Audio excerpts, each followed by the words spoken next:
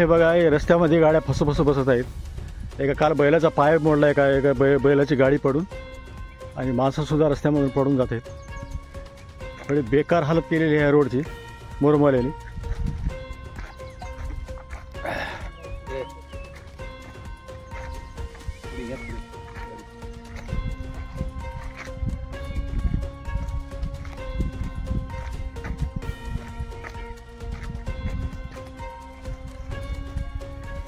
काल कोणाची तरी गाडी फसली होती, मग बैल पडला होता. बैल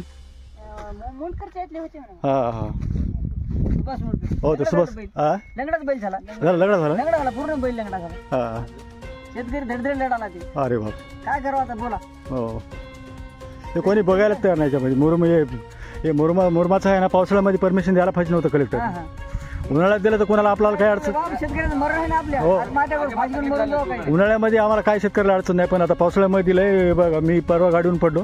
हे बघा माझ्या पाय, हे बघा, हे गुडघ्याला मार. आता मग एक्सरे काढली तिथं, MR कर म्हणाले.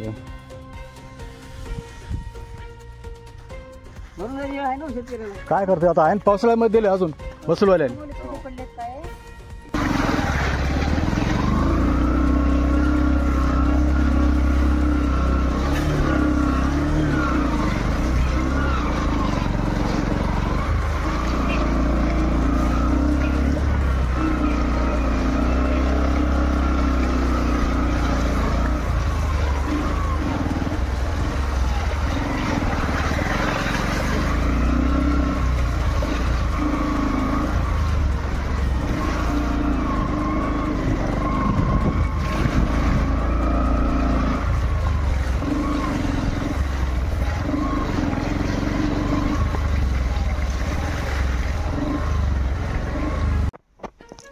लक्ष्मीकांत भिवाजी दासरवा, राहणार शनिवारपेठ, तालुका किनवट.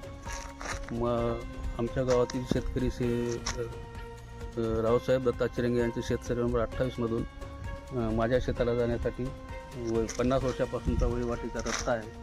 आणि ते सरसाम ते कोठारी या हायवेवाल्यांनी घेऊन माझा रस्ता पूर्ण खोदून काढलेला आहे.